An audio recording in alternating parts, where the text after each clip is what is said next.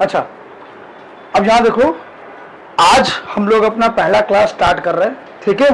और हमारा जो सब्जेक्ट आज है वो सब्जेक्ट का नाम क्या है? अकाउंट्स, ठीक है। तो सबसे पहले आप लोग को यह समझना पड़ेगा कि अकाउंट्स का मतलब क्या है। देखो, दो चीज होता है, एक होता है अकाउंट्स और एक होता है अकाउंटेंसी। क्या बोला? वापस से क्या बोला? एक होता है अकाउंट्स, एक होता है अकाउंटेंसी। आपको अगर हम ये बुक दिखाए, ये आप लोग का ही बुक है, तो बताओ बुक में क्या लिखा हुआ है? अकाउंटेंसी। लेकिन अगर कोई तुमसे पूछेगा कि भैया कहां जा रहे हो, तो नॉर्मली तुम लोग क्या बोलोगे? अकाउंट्स का क्लास करने जा रहे हैं, है कि नहीं? तो सर दोनों में डिफरेंस क्या है? एक हो गया अकाउंट्स, एक हो गया अकाउंटेंसी। तो पहले तो ये समझो, सर अकाउंट्स का मतलब होता है रिकॉर्ड करना ट्रांजैक्शन को। अकाउंट्स का मतलब क्या होता है? अकाउंट्स का मतलब क्या होता है? Recording transaction in A systematic manner और क्रोनोलॉजिकल ऑर्डर। अब इसका मतलब क्या है?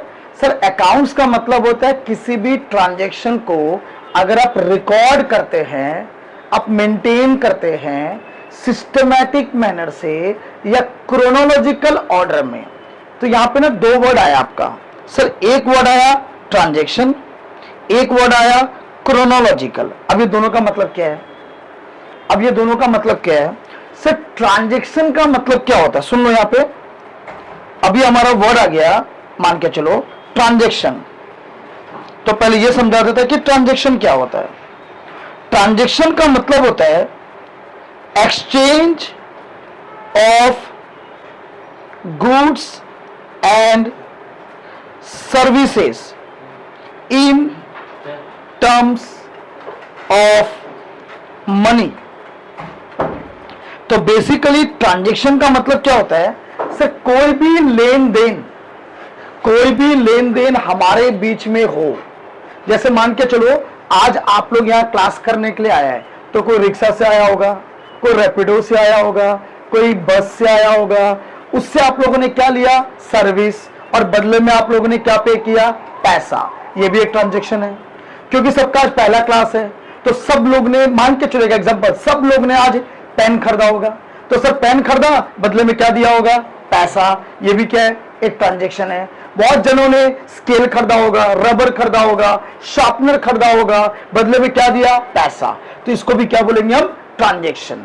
अगेन अगर आपने कॉपी भी खरीदा तो पैसा दिया, तो उसको भी क्या बोलेंगे? ट्रांजैक्शन। क्लास खत्म होने के बाद बहुत जन तो ऐसा होगा, ऐसा हुआ होगा, सो के उठा और आ गया, तो अब जब नीचे जाएगा तो हो सकता है चाय पियोगे, तो चाय पिया, बदले में क्या दिया? पैसा। वो भी क्या है? ट्रांजैक्शन। तो हर एक बिजनेस का एक दिन में बहुत सारे ट्रांजैक्शन होते हैं। जैसे मेरा एग्जांपल लो, अभी 5 मिनट के अंदर मैंने 10 ट्रांजैक्शन कर दिया। बताओ क्या ट्रांजैक्शन किया? आप लोग ने मेरे से रजिस्ट्रेशन कराया, बदले में मेरे को क्या दिया? पैसा दिया। रजिस्ट्रेशन कराया, पैसा दिया। रजिस्ट्रेशन कराया, पैसा दिया। तो ये भी क्या है? ट्रांजैक्शन है। मैं आप लोग को पढ़ा रहा हूं, बदले में आप मेरे को क्या दोगे? फीस। ये भी क्या है? ट्रांजैक्शन है। मैंने इलेक्ट्रिसिटी का रिचार्ज कराया, वो भी क्या है? ट्रांजैक्शन है, क्योंकि उससे हम सर्विस ले रहे हैं, बदले में क्या पे कर रहे हैं? पैसा पे कर रहे हैं। तो इसको बोलते हैं ट्रांजैक्शन। तो कोई भी बिजनेस का एक दिन में, एक महीना में, एक साल में बहुत सारे ट्रांजैक्शन होते हैं, और इन सारे ट्रांजैक्शन को हमें रिकॉर्ड करना पड़ता है एक सिस्टमेटिक तरीका से, क्रोनोलॉजिकल तरीका से। ट्रांजैक्शन का मतलब सबको क्लियर हो गया? सबको? अब क्रोनोलॉजिकल का मतलब क्या होता है कि सर आज अगर मेरे से कोई एडमिशन कराया, क्या कराया? आज मेरे से कोई एडमिशन कराया, कल भी एडमिशन कराया, परसों भी एडमिशन कराया, तो सर हम ऐसा नहीं कर सकता महीना का एंड में सबका एंट्री मार दे। गलत, ऐसा आप कर ही नहीं सकते। आपको प्रॉपर मेंटेन करना पड़ेगा। 1 तारीख को जो ट्रांजैक्शन हुआ है वो 1 तारीख को मेंटेन करना पड़ेगा। 2 तारीख को जो ट्रांजैक्शन है वो 2 तारीख को मेंटेन करना पड़ेगा। 3 तारीख का जो ट्रांजैक्शन है वो 3 तारीख को मेंटेन करना पड़ेगा। इसे कहते हैं क्रोनोलॉजिकल। क्रोनोलॉजिकल का एग्जैक्ट मीनिंग होता है डेट वाइज। एग्जैक्ट मीनिंग क्या होता है? Date wise. जो डेट में जो ट्रांजेक्शन हुआ उसी दिन आप एंट्री मारोगे। क्लियर? आपने आज अगर कोई ट्रांजेक्शन किया आज ही मारोगे, कल नहीं मार सकते। ऐसा नहीं कर सकते सर परसों उसने एडमिशन कराया उसका पहले मार दिया, इसका मैं बाद में मारा, उसका मैं और बाद में मारा, ऐसा नहीं कर सकते हैं। एकदम सिस्टमैटिक। जो पहले एडमिशन करा उसका पहले एंट्री होगा, फिर एंट्री होगा, फिर एंट्री होगा, फिर एंट्री होगा। मतलब डेट वाइज आपको एंट्री मानना पड़ेगा। क्लियर? तो ट्रांजेक्शन का मतलब सबको क्लियर हो गया? क्या बोला ट्रांजेक्शन का मतलब? जोर से बोलो, ट्रांजेक्शन का मतलब क्या है? Exchange of goods and services in terms of money. फिर से, exchange of goods and services in terms of money. Goods का मतलब कुछ भी हो सकता है और सर्विस तो आप लोगों को पता ही है। क्लियर? तो जो भी गुड्स एंड सर्विसेज का लेन देन हो रहा है, याद रखना पैसा में, उसको बोलते हैं हम लोग ट्रांजेक्शन। लेकिन एक बात बताओ, एक बात बताओ, आज आप लोग को पढ़ाने के लिए जब मैं आया तो मेरी वाइफ मेरे लिए नाश्ता बनाया होगा, हाँ या ना? उसने मेरे को सर्विस दिया कि नहीं दिया? दिया। तो क्या मैं उसको पैसा दिया होगा? क्या मैंने उसको पैसा दिया? सर नहीं, वो तो लव और अफेक्शन के लिए वो कर रहा है ट्रांजेक्शन। तो ऐसे ट्रांजेक्शन को हम अकाउंट्स में रिकॉर्ड नहीं करते हैं। इसलिए आगे एक वर्ड लगा हुआ है, इन टर्म्स ऑफ क्या? Money. In terms of money होना चाहिए। समझ आ रहा बात? क्लियर हो गया? अब मैंने आपको होमवर्क दिया, सपोज करो मैंने आपको होमवर्क दिया, आपने होमवर्क करके भी आया, लेकिन सर यहां पे कोई पैसा का लेन देन नहीं हो रहा, सर इसको हम रिकॉर्ड नहीं करेंगे। क्लियर? हाँ, मेरा स्टाफ मेरे लिए काम करके दे रहा है, उससे मैंने सर्विस लिया, बदले में मैं उसको क्या दे रहा हूं? सैलरी। तो सर ये रिकॉर्ड होगा क्योंकि यहां पे इन टर्म्स ऑफ क्या हो रहा है? मनी हो रहा है। लेकिन सर वो कितना मेहनत कर रहा है, कोई ज्यादा मेहनत कर रहा है, कोई कम मेहनत कर रहा है, उसका स्किल, उसका पावर, उसका एबिलिटी, क्या वो पैसा में तोल सकता है हम लोग? नहीं। तो ऐसे चीजों को अकाउंट्स में रिकॉर्ड नहीं किया जाता। आप मेरे को फीस दे रहे हैं, बदले में आपको सर्विस दे रहा हूं, मैं कितना अच्छा पढ़ा रहा हूं, मैं कितना खराब पढ़ा रहा हूं, सर इसका कोई तुलना कर सकता है क्या? नहीं। तो इन चीजों को अकाउंट्स में रिकॉर्ड नहीं किया जाता। इसलिए वहां पे लिखा हुआ है कि ट्रांजेक्शन का मतलब होता है exchange of goods and services in terms of क्या? मनी। ज्यादा क्लियर? तो दो तरह के ट्रांजेक्शन होता है, सुन लो, दो तरह के ट्रांजेक्शन होते हैं। एक होता है मॉनिटरी, एक होता है मॉनिटरी और एक क्या होता है? Non monetary. अब ये दोनों में डिफरेंस क्या है अभी भी समझाई दिया। तो मॉनिटरी का मतलब पैसा में लेन देन और नॉन मॉनिटरी का मतलब कोई पैसा का लेन देन नहीं हो रहा, वो लव और अफेक्शन की वजह से हो रहा है। समझ में आ गया? क्लियर हो गया? अब मान के चलो मेरे को सपोज करो प्यास लग रहा है, अभी खांसी हो गया, ये फटक से दौड़ के गया और पानी लाके मेरे को दे दिया, तो बदले में क्या बोलेगा? 10 रुपए दो? नहीं, ये लव और अफेक्शन या रेस्पेक्ट के कारण ट्रांजेक्शन हुआ है, तो सर ये अकाउंट्स में रिकॉर्ड नहीं होगा। समझ में आ गया सबको? क्लियर? लेकिन अगर मैंने इसको बोला कि भैया नीचे से 10 रुपया का पानी का बोतल ले आओ, और ये 10 रुपया पानी का बोतल ले आया और मैंने इसको 10 रुपया दे दिया, अब बताओ ये रिकॉर्ड होगा कि नहीं होगा? ये रिकॉर्ड होगा कि नहीं होगा? बताओ क्यों रिकॉर्ड होगा? अरे भाई सर्विस दिया तो पैसा भी तो दिया ना। ये अगर बोतल ला के दिया तो पानी का बोतल का पैसा दिया कि नहीं दिया? दिया। भले 2 दिन बाद दो, भले 3 दिन बाद दो, लेकिन अगर पैसा का ट्रांजेक्शन हो रहा है तो सर उसे कहते हैं मॉनिटरी ट्रांजेक्शन। क्लियर? तो इन शॉर्ट स्किल, पावर, इन सब का कोई रिकॉर्ड अकाउंट्स में नहीं होता। लव अफेक्शन का कोई अकाउंट्स में रिकॉर्ड नहीं होता। समझ में आ गया? एक और बात सुन लो, अगर ये घर सुन लो, ये घर रेंट पे, ये कोचिंग रेंट पे, ठीक है, 1 महीना मैंने तुमको पढ़ाया, तो बताओ लैंडलॉर्ड को रेंट देना पड़ेगा कि नहीं देना पड़ेगा? देना पड़ेगा, हाँ या ना? तो बताओ पैसा का ट्रांजैक्शन हुआ या नहीं हुआ? हुआ। रिकॉर्ड करेंगे कि नहीं करेंगे? करेंगे। याद है? क्लियर? अब जो पूछ रहा वो बताना, सर ये फ्लैट मेरा खरीदा हुआ है, ये फ्लैट मेरा खरीदा हुआ है, अब मैंने 1 महीना तुम लोग को पढ़ाया, बताओ रेंट किसको मिलेगा? रेंट किसको देंगे? क्या बाहर वालों को देंगे? नहीं, रेंट तो मेरा ही है, घर तो मेरा ही है। तो सर क्या कोई पैसा का लेन देन हुआ? नहीं। तो ऐसे ट्रांजैक्शन को हम अपने बुक्स में रिकॉर्ड नहीं करते हैं। समझ में आ गया? एक और एग्जांपल, मान के चलो इस कोचिंग में कोई स्टाफ ही नहीं है, कोई स्टाफ नहीं है, सब मैं ही करता हूं, झाड़ू पोछा भी मैं लगाता हूं, रजिस्ट्रेशन भी मैं करता हूं, पढ़ाता भी मैं ही हूं, पानी भी लाके मैं ही देता हूं, तो बताओ सैलरी किसको मिल रहा है? मेरे को ही, मेरा ही है, मेरे को ही मिल रहा है। तो क्या पॉकेट से पैसा जा रहा है? क्या पॉकेट में पैसा आ रहे हैं? सर नहीं। मैं अपना सैलरी का पैसा खुद ले रहा हूं क्या? नहीं। समझ में आ रहा है? तो इस तरह के ट्रांजेक्शन को हम अपने अकाउंट्स में रिकॉर्ड नहीं करते हैं। सबको क्लियर हो गया? हम सिर्फ वही ट्रांजेक्शन को रिकॉर्ड करते हैं जो पैसा मेरे पॉकेट से बाहर जा रहा है या जो पैसा मेरे पॉकेट में आ रहा है, सिर्फ उसी ट्रांजेक्शन को रिकॉर्ड किया जाता है। तो ऐसे ट्रांजेक्शन को कहते हैं हम लोग मॉनिटरी ट्रांजेक्शन, जो पैसा का लेन देन है, और जो ट्रांजेक्शन पैसा का लेन देन नहीं है उसे क्या बोलते हैं हम लोग? Non monetary transaction. सबको क्लियर हो गया? सबको? अच्छा, मॉनिटरी में भी दो, मॉनिटरी में भी दो। मान के चलो, जैसे मैंने बताया कि मैं, सपोज करो मैं, इसका एक दुकान है, इसका एक दुकान है, मैंने इसके दुकान में गया और इससे सामान खरीदा और मैंने बोला यार पैसा तो नहीं लाया। बोला सर टेंशन क्या है, बाद में दे दीजिएगा। क्या बोला इसने? बाद में दे दीजिएगा। अब बताओ पैसा का लेन देन हुआ या नहीं हुआ? सर पैसा का लेन देन तो हुआ है, लेकिन पैसा हम बाद में देंगे। समझ में आ गया? ये थोड़ा ना बोला है सर जाइए ना, देने का दरकार नहीं है, ऐसा बोला क्या? नहीं। ये बोला सर कोई बात नहीं बाद में दे दीजिएगा। तो इसका मतलब क्या है? आपने सामान खरीदा लेकिन इमीडिएट पेमेंट नहीं किया। जब आप कोई भी चीज खरीदते हो या परचेज करते हो या बेचते हो, मैंने आपको पढ़ाया लेकिन इमीडिएटली आपसे पैसा नहीं लिया, आपसे मैंने पैसा 3 महीना 4 महीना 5 महीना बाद लिया, तो सर ऐसे ट्रांजेक्शन को कहते हैं क्रेडिट ट्रांजेक्शन। क्या बोलते हैं बेटा? उधारी ट्रांजेक्शन। हिंदी में अगर बोले तो उसे कहते हैं उधारी ट्रांजेक्शन, क्रेडिट ट्रांजेक्शन। समझ में आ गया? और बहुत अच्छा काम कर रहे हैं, बहुत अच्छा काम कर रहे हैं। और एक हो गया कैश ट्रांजेक्शन।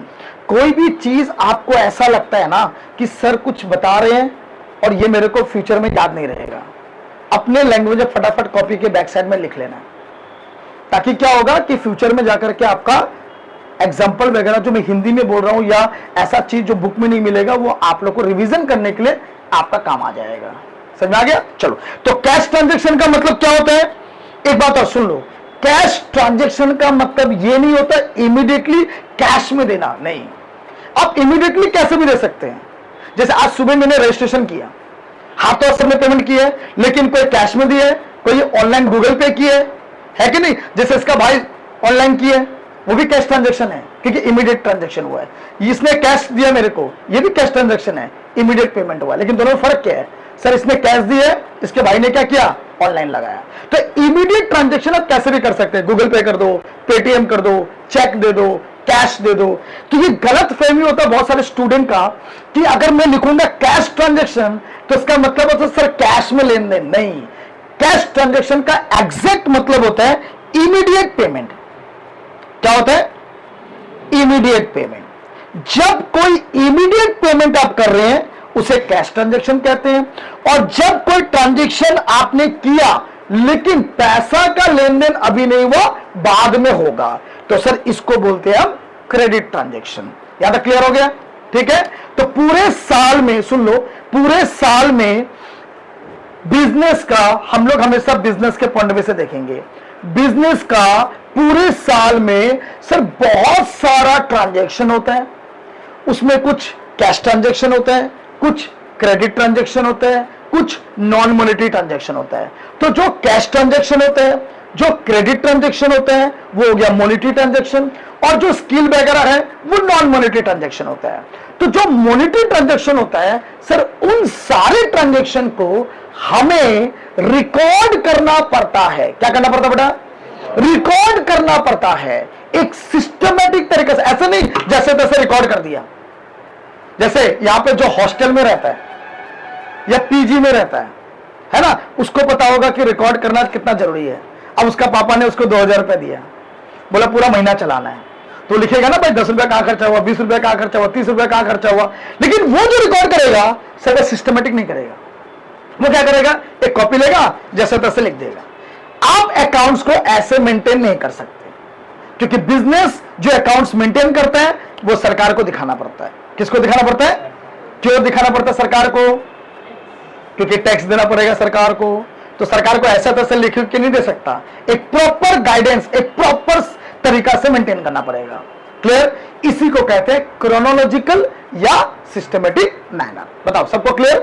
तो अकाउंट्स का मतलब क्या है? बेसिकली आप लोग यहां क्या करने आए हैं? सर कैसे रिकॉर्डिंग किया जाता है, ट्रांजैक्शन को कैसे मेंटेन किया जाता है, कैसे रिकॉर्ड किया जाता है, वो आप यहां सीखने आए।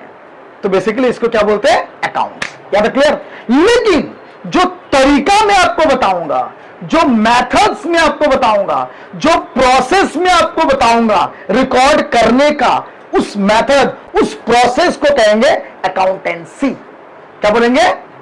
इसलिए बुक का नाम अकाउंटेंसी है, क्योंकि बुक के अंदर बहुत सारे मेथड्स, बहुत सारे प्रोसेस, बहुत सारे तरीका बताया गया है, इसलिए इसको क्या बोलते हैं, अकाउंटेंसी। बट आप बोलते हैं अकाउंट्स का ट्यूशन करने जा रहे हैं, क्यों? क्योंकि आप रिकॉर्डिंग सीखने जा रहे हैं। क्या सीखने जा रहे हैं? मेरे पास जो आप आए वो क्या सीखने आए हैं? सर, किस तरीका से अकाउंट्स को रिकॉर्ड किया जाता है, इसलिए आप बोलते हैं अकाउंट्स का ट्यूशन करने आ रहे हैं। सबको क्लियर हो गया? तो अगर मैं आपसे पूछूंगा, सुन लो, अगर मैं आपसे पूछूंगा अकाउंट्स का मतलब क्या है, तो आप बोलोगे सर ट्रांजैक्शन को रिकॉर्ड करना इन ए सिस्टमैटिक मैनर या क्रोनोलॉजिकल मैनर। फिर मैं पूछूंगा ट्रांजैक्शन क्या होता है, आप बोलोगे exchange of goods and services in terms of money. फिर मैं पूछूंगा कितने तरह के ट्रांजैक्शन होते हैं, आप क्या बोलोगे? दो, monetary, non monetary. Sir, non monetary को रिकॉर्ड करते हैं क्या? नहीं। नॉन मॉनेटरी का एग्जांपल क्या है? वाइफ का सर्विस है ना, पापा का सर्विस, मम्मा का सर्विस, या खुद का रेंट खुद को ही मिलना, खुद का स्टाफ का सैलरी खुद को ही मिलना।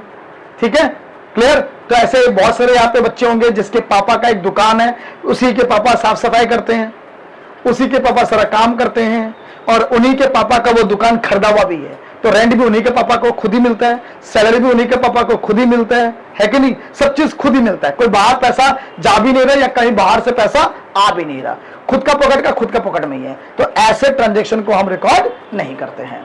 समझ में आ गया? क्लियर हो गया? ठीक है, चलो। तो सबको अकाउंट्स का मतलब क्लियर हो गया। अब इसमें एक वर्ड लगा हुआ है, सिस्टमैटिक मैनर। क्या लिखा हुआ है? Systematic manner. सर ऐसा क्यों? क्यों सिस्टमैटिक मैनर में आपको रिकॉर्ड करना है? क्योंकि अगर मैं अलग तरीका से किया, इसने अलग तरीका से किया, इसने अलग तरीका से किया, सब अगर अलग अलग तरीका से अकाउंट मेंटेन करेंगे और सरकार को बताएंगे, सरकार को समझ ही नहीं आएगा भैया आप अकाउंट्स कैसे मेंटेन किए, है कि नहीं? तो यूनिफॉर्मिटी लाने के लिए, क्या लाने के लिए? यूनिफॉर्मिटी, सबका एक जैसा हो, ताकि सरकार को इजी हो जाए आपका अकाउंट्स देखने के लिए, आपका रिकॉर्डिंग समझने के लिए। इसीलिए कुछ नियम और कुछ कानून बनाए गए हैं। कुछ क्या बनाए गए? नियम, कुछ कानून। इस नियम और कानून को कहते हैं कंसेप्ट एंड प्रिंसिपल्स। क्या बोलते हैं बेटा? Concept and principles. तो लिखना कुछ नहीं है, बस आपको हम समझा रहे हैं, क्योंकि सारा मैंने लिखने के लिए दे दिया था। सुन लो क्या बोला है, तो क्या बोला है सुन लो। Accounting concept are the fundamental rules and assumption that serve as the foundation of financial reporting। आप जो भी चीज रिकॉर्ड करते हैं, आप जो भी चीज रिकॉर्ड करते हैं, उस रिकॉर्डिंग को एक सिस्टमेटिक तरीका से करने के लिए सर आपको कुछ नियम, कुछ नियम और कुछ क्या प्रिंसिपल फॉलो करना पड़ता है। और ये प्रिंसिपल क्यों फॉलो करते हैं सर? किस लिए करते हैं बताओ? यूनिफॉर्मिटी के लिए। किसके लिए? यूनिफॉर्मिटी का मतलब क्या है? सबका एक जैसा अकाउंट मेंटेन हो, ताकि मेरे को समझने में क्या हो जाए, इजी हो जाए। ऐसा ना हो कोई अलग तरीका से कर रहा है, कोई अलग तरीका से कर रहा है। इसीलिए भारत सरकार ने, ICAI ने, institute of chartered accountant of India ने कुछ नियम और कुछ कानून बना दिए हैं। और सर वो नियम कानून आपको समझना पड़ेगा, आपको फॉलो करना पड़ेगा जब भी आप अकाउंट्स को मेंटेन करेंगे। समझ में आ गया? क्लियर? जैसे आप लोग के भी घर पे पापा मम्मी बहुत सारे नियम कानून बना के रखे होंगे। जब भी आप बाहर जाते होंगे, पापा बोलता होगा भैया इतने बजे आ जाओ, यहां मत जाना, वहां मत जाना। दैट मीन्स क्या? क्यों? ताकि आप यूनिफॉर्मिटी मेंटेन करें। तो सेम तरीका से अलग अलग तरीके के बिजनेस है, अलग अलग तरीके के इंसान है, अलग अलग तरीके के अकाउंट्स को मेंटेन कर सकता है। तो इससे सरकार को दिक्कत होगा। तो सरकार इसको यूनिफॉर्मिटी करने के लिए, एक जैसा करने के लिए कुछ नियम और कानून बना दिए। और ये नियम कानून सबको फॉलो करना पड़ेगा। ऐसा नहीं मैं करूंगा आप लगाया मैं नहीं करूंगा जाओ, नहीं, सबको फॉलो करना पड़ेगा। इसीलिए इसको एक वर्ड बोला गया है, और ये वर्ड का नाम है, सुन लो, वर्ड का नाम है जनरली एक्सेप्टेड अकाउंटिंग प्रिंसिपल। इसका मतलब जनरली एक्सेप्टेड अकाउंटिंग प्रिंसिपल, मतलब शॉर्ट फॉर्म में बोलते हैं इसको गैप। शॉर्ट फॉर्म में क्या बोलते हैं? गैप। मतलब ऐसा प्रिंसिपल, ऐसा कंसेप्ट, ऐसा नियम जो हर एक को क्या करना पड़ेगा? फॉलो करना पड़ेगा। क्लियर? इसलिए इसका नाम क्या पड़ गया? गैप। इसलिए इसका नाम क्या पड़ गया? गैप। अब सुन लो और एक बात, सर ये क्यों किया जाता है? ताकि जैसे मैंने आपको बताया, एंश्योरिंग कंसिस्टेंसी। कंसिस्टेंसी का मतलब क्या है? एक ही तरीका से आप अकाउंट को मेंटेन करें। ऐसा नहीं आज अलग कल अलग परसों अलग, ऐसा नहीं कर सकते हैं। कंसिस्टेंसी मेंटेन करने के लिए ये नियम और कानून सरकार ने बनाया है। यहां तक क्लियर हो गया? अब सुनो, यहां एक एक करके हम आपको नियम समझाते हैं और वो नियम आपको समझना है। सुनो, पहला नियम है बिजनेस एंटाइटी कंसेप्ट। अब सर इसका मतलब क्या? ध्यान से सुनना। इसका मतलब क्या? ध्यान से सुनना। पहले समझ लो, बाद में अपना कॉपी में देखते रहना। पहले सुन लो, यहां पे सुन लो। देखो क्या बोला है सर, ये मान के चलो समीर कॉमर्स कोचिंग सेंटर है, और ये समझ ही गया होगा कौन है। ये कौन है? सर मैं हूं इसका ओनर। ठीक है? अब मेरे को एक बात बताओ, मैं कोचिंग में पैसा लगाया या कोचिंग से मैं पैसा निकाला, क्या ये अलग अलग है या एक ही है? मैं और मेरा कोचिंग दोनों एक ही है या अलग अलग है? बताओ। मैं ही इसका मालिक हूं, मैं ही इसको चलाता हूं, तो आप जो पैसा मेरे को दे रहे हैं, आप जो पैसा दे रहे हैं वो मेरे को दे रहे हैं या बिजनेस को दे रहे हैं या एक ही बात है? बताओ। अरे ऐसा थोड़ा बोले कि भाई लकड़ी लेके खड़ा है, रॉन्ग बोलेगा तो पीटेगा। अपना तरफ से कुछ भी बोलो। हाँ सर, आप लोग बहुत जन बोल रहे एक ही बात है, आप बोल रहे हैं अलग अलग। क्यों अलग अलग है बेटा? अच्छा, वैसे अलग अलग है कि हम यहां दिख रहे हैं, कोचिंग तो अलग दिख रहा है। हम एक इंसान है, सर वो तो इंसान नहीं है। देखो सर, गवर्नमेंट के मुताबिक, आईसीएआई के मुताबिक, institute of charter accountant of India के मुताबिक सर हम दोनों अलग अलग हैं। हम दोनों क्या? अब ऐसा क्यों? सुन लो। अब मान के चलो मैंने अपने घर पे एसी लगाया, मैंने अपने घर पे स्टाफ रखा, मैंने अपने घर पे रेंट पे किया, मैंने अपने घर का स्टाफ का सैलरी पे किया, मैंने अपना घर का इलेक्ट्रिसिटी बिल पे किया, मैंने अपना राशन मंगवाया। अब आ जाते कोचिंग में। कोचिंग ने अपना रेंट पे किया, कोचिंग ने अपना स्टाफ का सैलरी पे किया, कोचिंग ने अपना मान के चलो इलेक्ट्रिसिटी बिल पे किया। अगर ये दोनों ट्रांजैक्शन को अगर हम मिक्स कर दे, क्या कर दे? मिक्स, मतलब कोचिंग का भी और मेरा भी अगर मिक्स कर दे, तो कभी तो हम प्रॉफिट दिखाएगा ही नहीं कोचिंग का। कभी प्रॉफिट दिखाएगा क्या कोचिंग का? मान के चलो कोचिंग का प्रॉफिट 1 लाख हुआ, हम क्या बोलेगा? मेरा खर्चा 1 लाख हुआ, तो 1 लाख प्रॉफिट 1 लाख खर्चा, क्या हो गया? 0। तो सरकार इतना बोका तो नहीं है। तो सरकार क्या बोलेगा? अरे भाई तुमने अपना खर्चा इसमें जोड़ दिया है, अपना खर्चा को साइड करो। यहां पे सिर्फ और सिर्फ किसका खर्चा पकड़ा जाएगा? बिजनेस का। सिर्फ और सिर्फ किसका ट्रांजैक्शन पकड़ा जाएगा? बिजनेस का। समझ में आ गया? इसीलिए इसको कहा गया है क्या? They are two separate entity. मतलब मैं और बिजनेस दोनों क्या है? अलग अलग है। मेरा जो भी हिसाबदारी है वो मैं मेंटेन करूंगा, बिजनेस का जो भी हिसाबदारी है वो बिजनेस मेंटेन करेगा। मेरा जो स्टाफ है उसका मैं मेंटेन करूंगा, कोचिंग का जो स्टाफ है वो कोचिंग मेंटेन करेगा। मैं जो पेमेंट अपने अकाउंट से कर रहा हूं मैं मेंटेन करूंगा, कोचिंग वाला जो कोचिंग का पेमेंट कर रहा है वो अलग मेंटेन करेगा। दोनों को क्या करेंगे? हम अलग अलग मेंटेन करेंगे। समझ में आ गया? और हम आप लोग जो अकाउंट सीखने आए यहां पे सर वो बिजनेस से रिलेटेड है। किससे रिलेटेड? ओनर का कभी भी मत देखना, मैं क्या कर रहा हूं, मेरा क्या हो रहा है, कभी भी मत देखना। हमेशा किसके पॉइंट ऑफ व्यू से?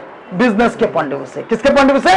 बिजनेस। समझ में आ गया? यहां पे सिर्फ और सिर्फ वही ट्रांजैक्शन को लेना है जो बिजनेस से रिलेटेड है। किससे रिलेटेड? बिजनेस से रिलेटेड। क्लियर? मतलब आपको जो भी ट्रांजैक्शन अभी मैं बताऊंगा, सारे के सारे ट्रांजैक्शन बिजनेस से रिलेटेड है। अगर कुछ नहीं बोला है, किससे रिलेटेड है सर? बिजनेस से रिलेटेड। सबको क्लियर हो गया? सबको? अब सुन लो इंपॉर्टेंट बात। अब बताओ, क्या बिजनेस अपने आप स्टार्ट हो सकता है? क्या ये क्या अपने आप स्टार्ट हो गया? कौन स्टार्ट किया होगा? मैंने। मतलब सुन लो, मैंने समीर कोचिंग सेंटर में भैया कैश लगाया 1 लाख रुपया,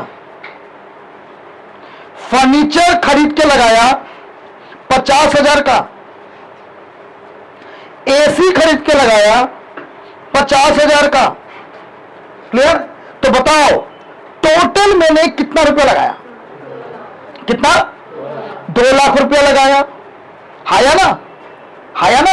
अभी आप लोग के मुताबिक तो सर एक ही बात है, आपका पैसा बिजनेस में या बिजनेस का पैसा आप में, एक ही तो बात है। अभी भी समझाया? गलत जवाब। सर दोनों क्या है? अलग अलग है।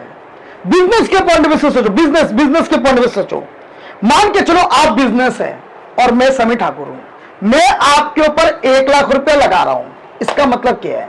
आप लोग मेरे से 1 लाख रुपया उधार में ले रहे हैं।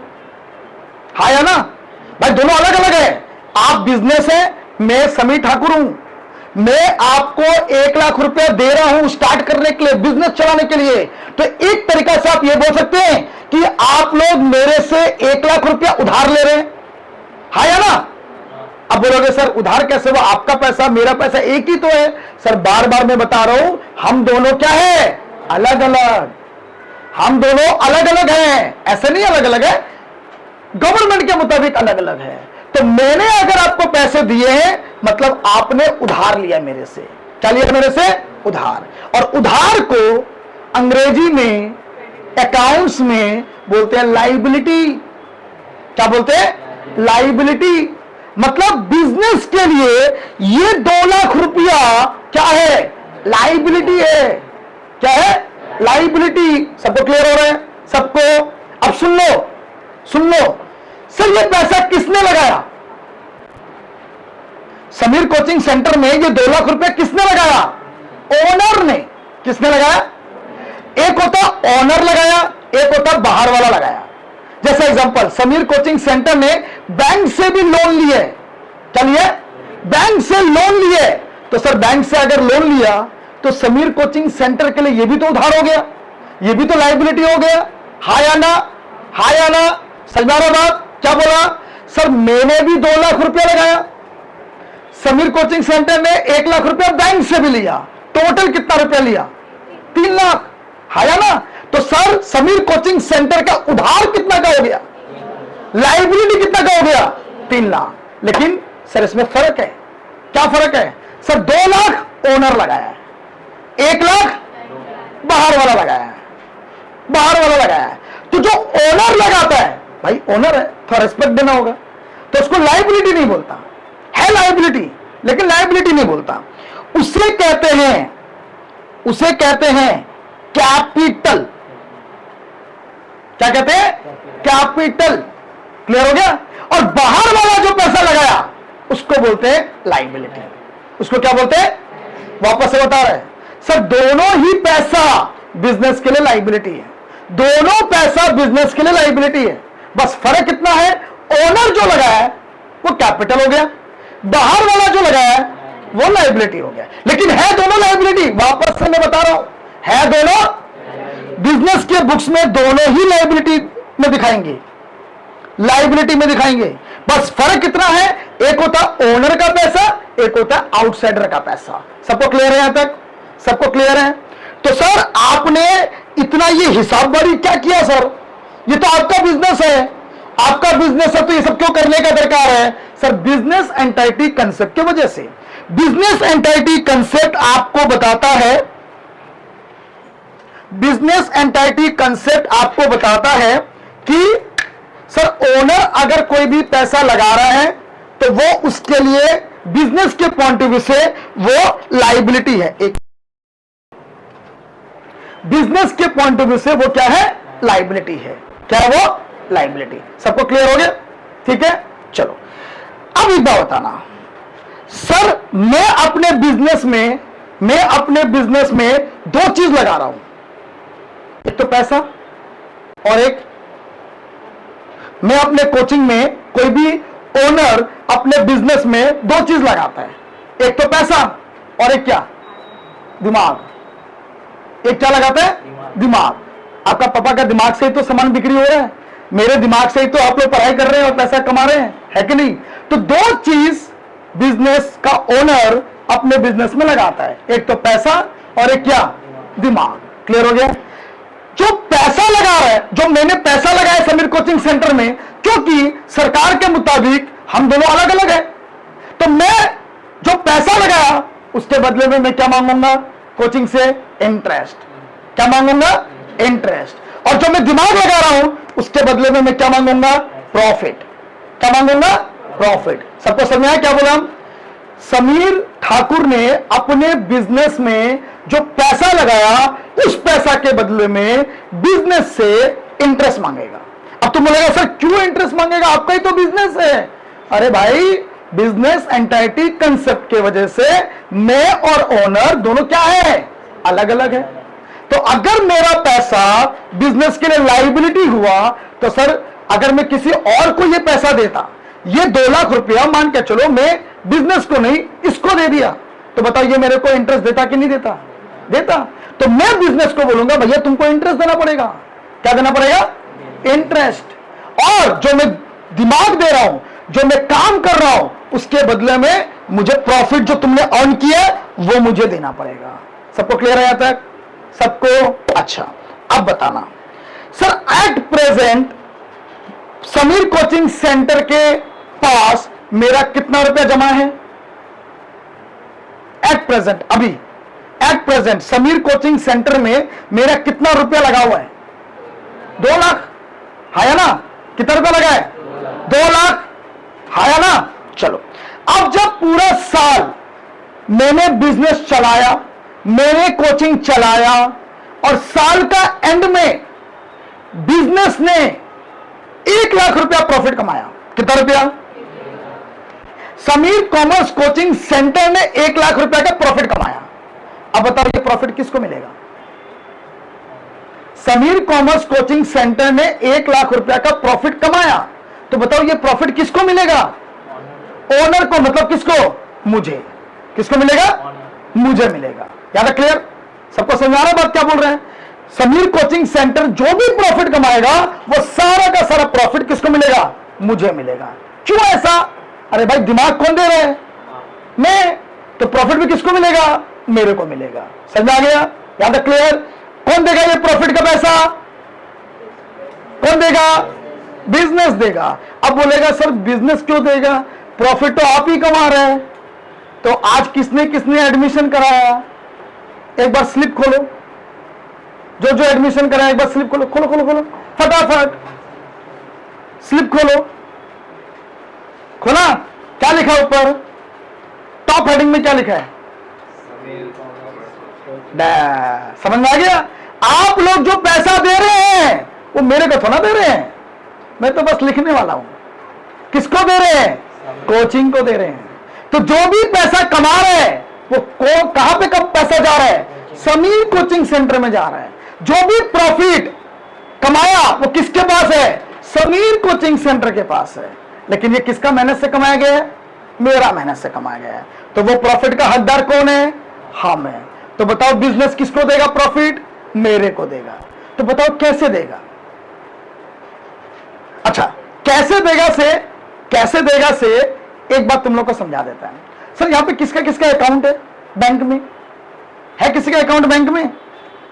अच्छा, बैंक अकाउंट सबका ही है? वाह, बहुत बड़ा। हम लोग के जमाने में तो बैंक अकाउंट तो छोड़ो, कुछ भी नहीं था। चलो, बैंक अकाउंट सबका है? खाली बैंक के अकाउंट है या मैसेज भी देखता है? मैसेज नहीं देखता है? देखता है। पापा का अकाउंट में तो देखता ही होगा मैसेज। तो अगर तुम्हारे पापा के अकाउंट में पैसा आ रहा है, तुम्हारे पापा के अकाउंट में पैसा जमा हो रहा है, तो बैंक वाले एक मैसेज करता है, पता किसी को? बैंक वाला एक मैसेज करता है, फटक से मैसेज आया, जैसे तुम लोग अभी मेरे को गूगल पे किया, फटक से मेरे अकाउंट में मैसेज आएगा, क्या लिखा रहेगा? Very good, your account has been, समझ में कुछ नहीं आया लेकिन हाँ सर लिखा तो रहता क्रेडिटेड, है ना? तो वो मेरे को आज समझाना तुम लोग को कि भैया क्यों लिखा रहता है your account has been credited. लेकिन इससे पहले एक बात समझो, तुम्हारे पापा ने या तुम लोग का बैंक में पैसा है, मान के चलो बैंक में पैसा है, पूरे साल तुमने बैंक को टच ही नहीं किया, तुम्हारे बैंक में भरपूर पैसा है, 1 लाख रुपया, कितना रुपया? 1 लाख रुपया। तो भाई 1 लाख रुपया बैंक में जमा है, तुमने बैंक का पैसा निकाला भी नहीं, टच भी नहीं किया, बैंक में 1 लाख रुपया है। तो साल का जब एंड होगा तो बैंक वाला उस 1 लाख पे तुमको क्या देगा? तो इंटरेस्ट वो कैसे देगा? तुमको बुलाएगा, बैंक में चाय वाय पिलाएगा, टॉफी खिलाएगा, फिर बोलेगा सर लेके जाइए इंटरेस्ट? नहीं, वो कैसे देगा?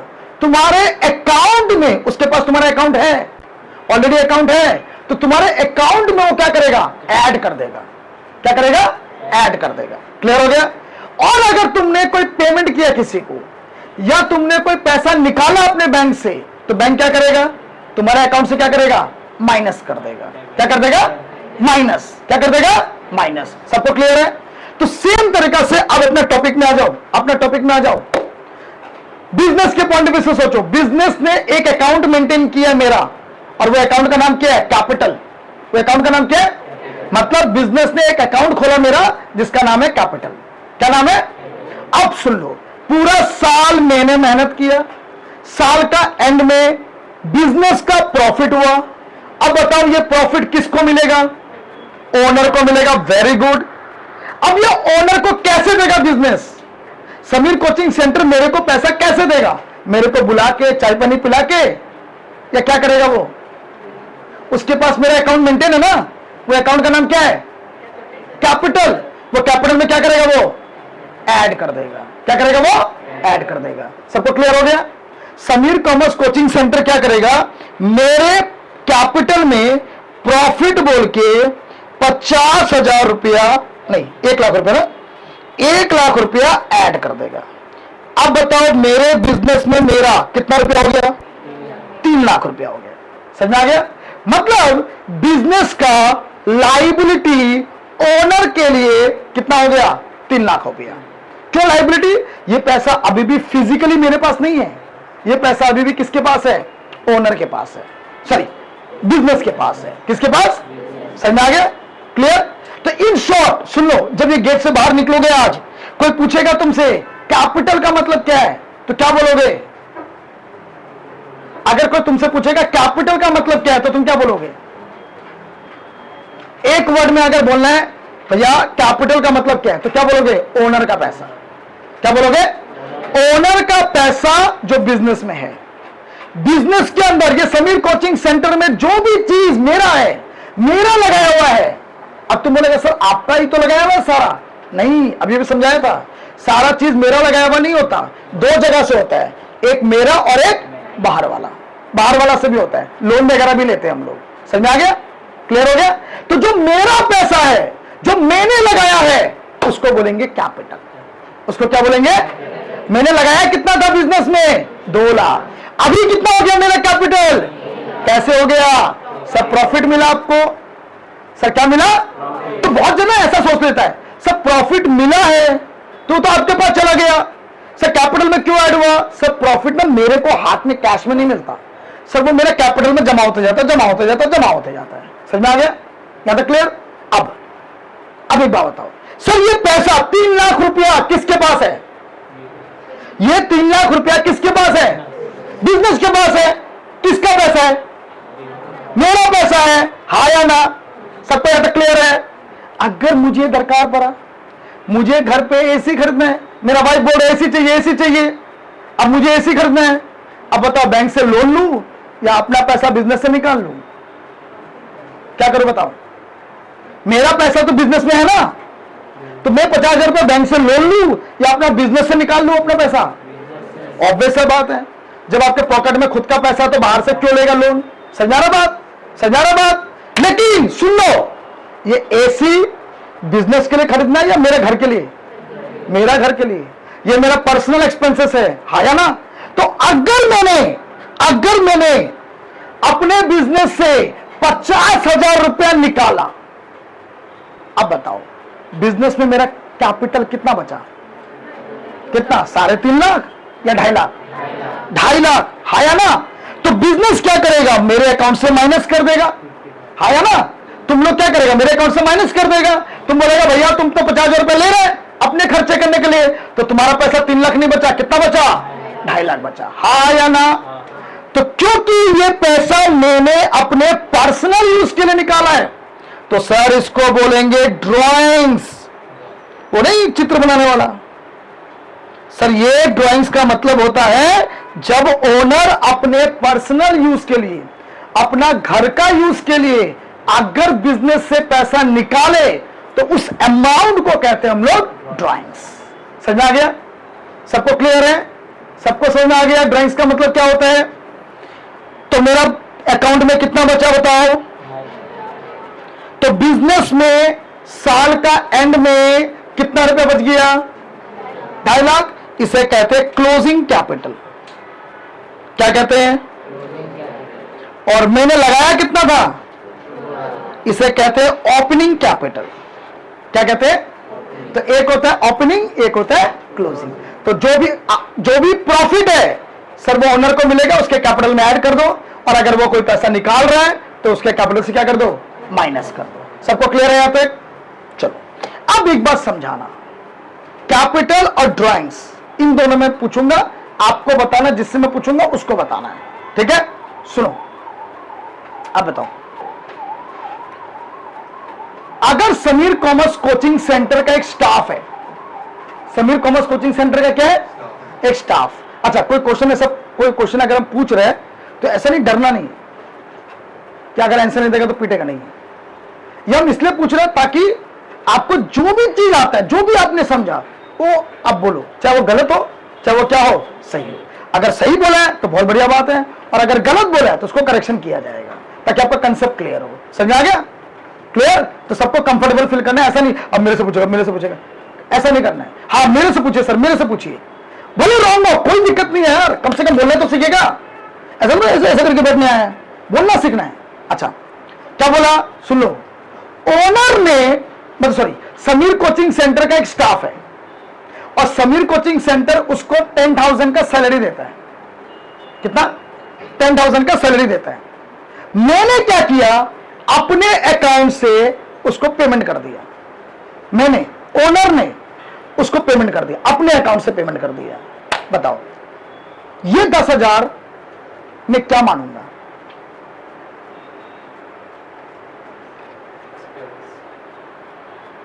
किसके लिए एक्सपेंस?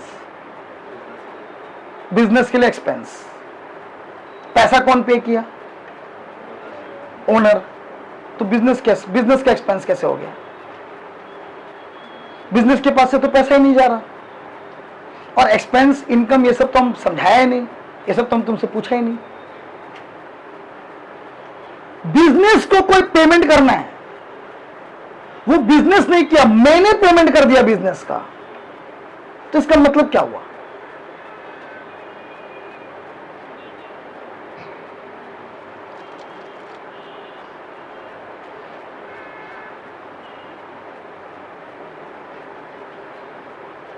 गार्गी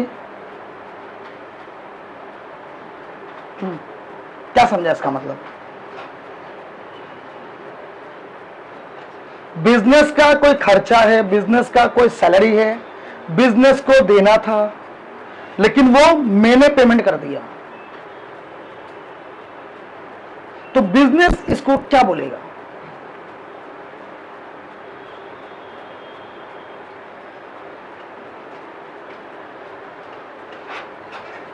कोई गुंजन बोलो। हाँ करके बोलिए। हाँ कैपिटल होना चाहिए, बताओ क्यों?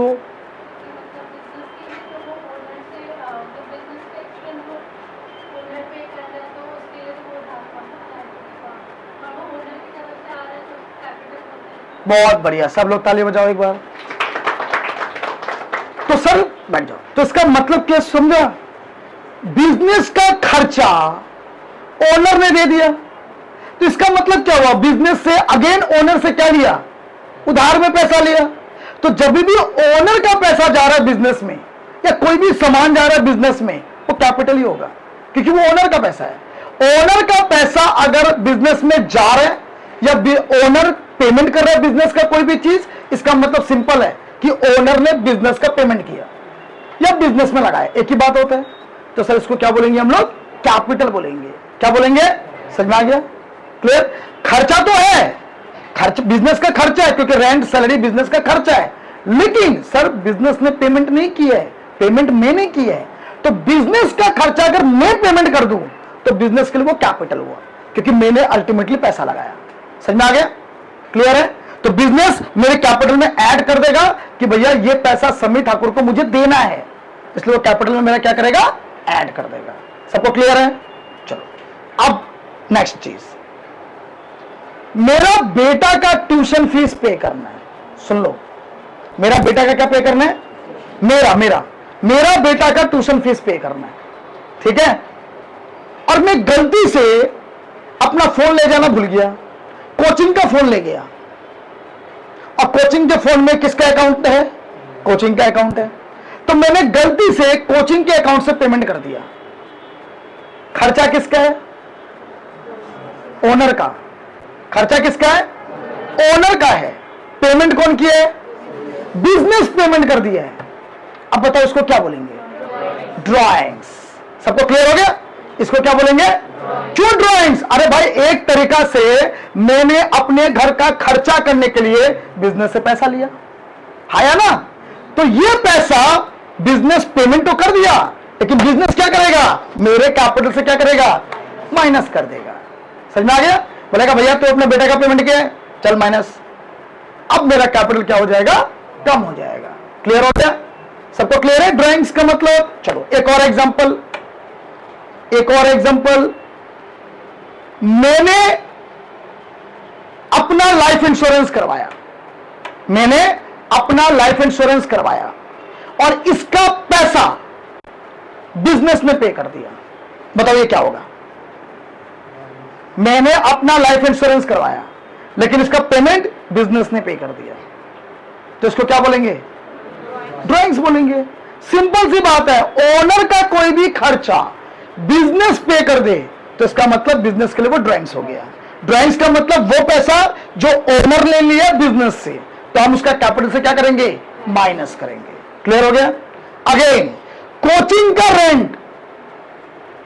का रेंट अगर मैं अपने पॉकेट से पे कर दूं, क्या बोलेंगे इसको? कैपिटल, क्योंकि कोचिंग का खर्चा है, कोचिंग को करना था, कौन कर दिया?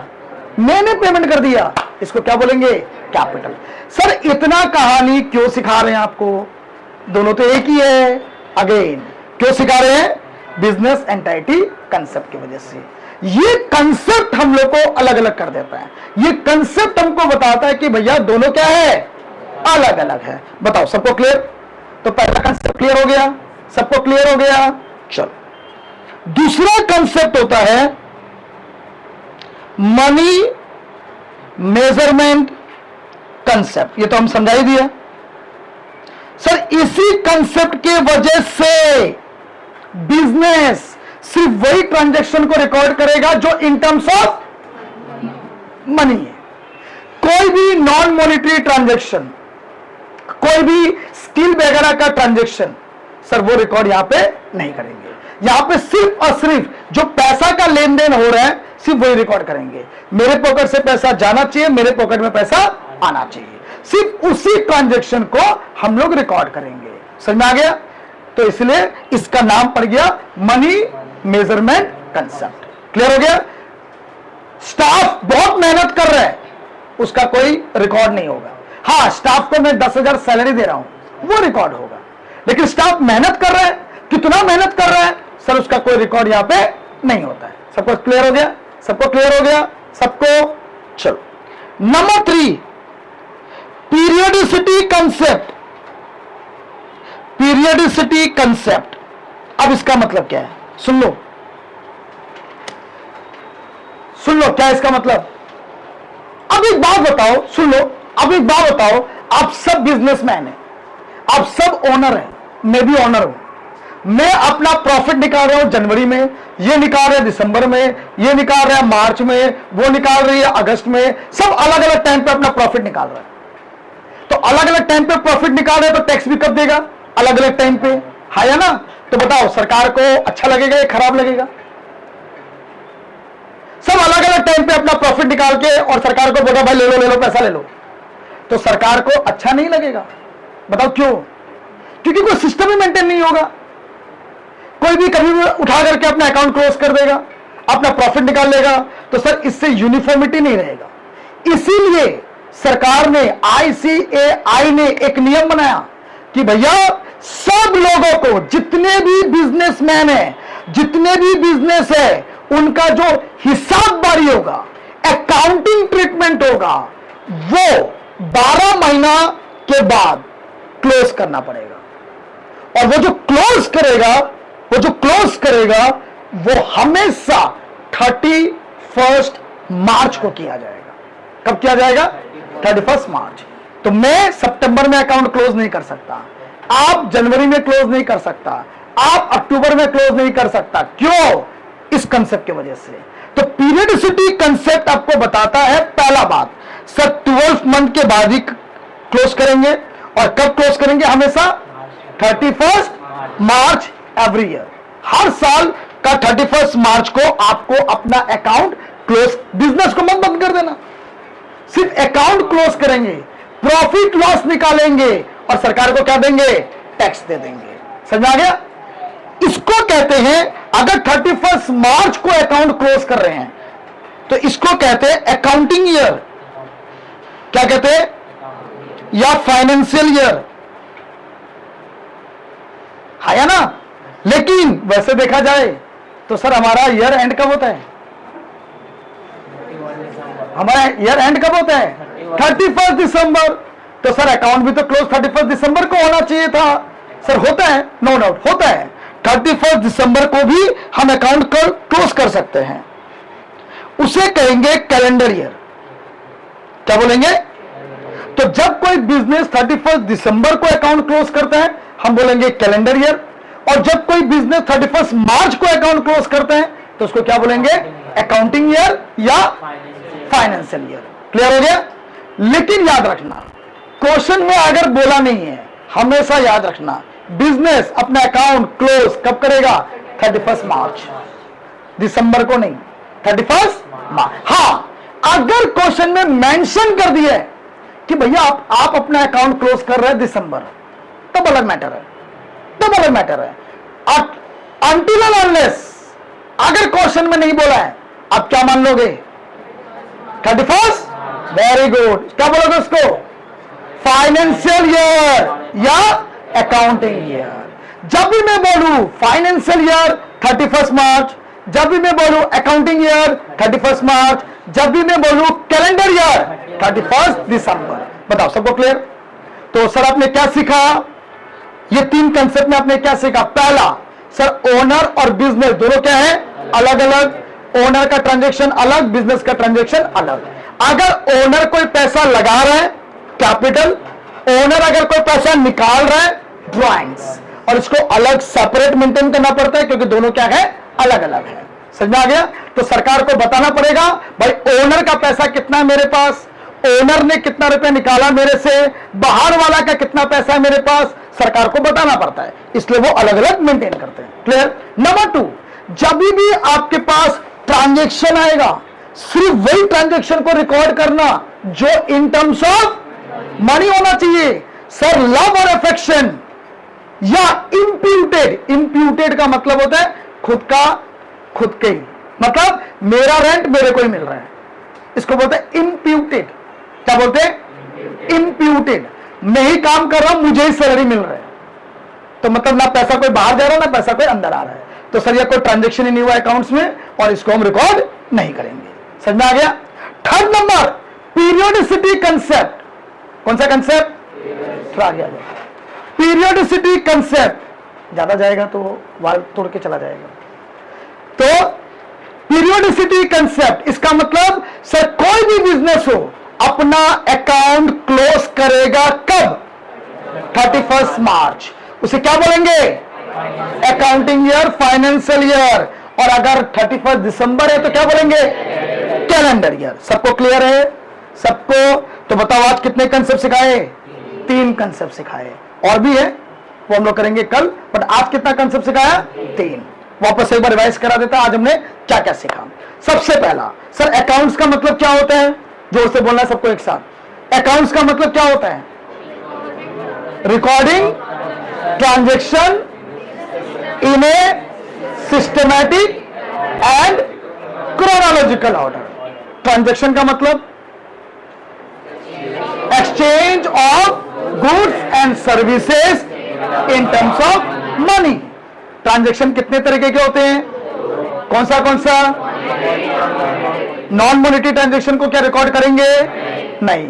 मॉनेटरी ट्रांजेक्शन को रिकॉर्ड करेंगे। मॉनेटरी ट्रांजेक्शन कितने तरीके के? 2। कौन सा? Cash, credit. कैश का मतलब क्या होता है? कैश में देना। कैश का मतलब होता है इमीडिएट देना, चाहे वो ऑनलाइन कर दो, चेक से दे दो, कैश से दे दो। क्रेडिट ट्रांजेक्शन का मतलब उधारी, बाद में दे देना, उसे कहते हैं क्रेडिट ट्रांजेक्शन। क्लियर हो गया? चलो, कितने तरह के कंसेप्ट आपको सिखाया गया है? 3। सर ये कंसेप्ट क्यों जरूरी है? ताकि आपका जो अकाउंट्स आप मेंटेन कर रहे हैं, आप रिकॉर्ड कर रहे हैं, वो सिस्टमैटिक में होना चाहिए और क्रोनोलॉजिकल होना चाहिए। इसीलिए यूनिफॉर्मिटी मेंटेन करने के लिए ये सारे नियम कानून आपको सिखाया जाता है, और उसके बाद हम आपको सिखाएंगे कैसे रिकॉर्ड करते हैं। समझ आ गया? अगर नियम, जैसे कल मैंने इंट्रोडक्शन क्लास करवाया, तो इंट्रोडक्शन क्लास में मैंने कुछ नहीं कराया। क्या कराया? अपना कोचिंग का नियम कानून बताया।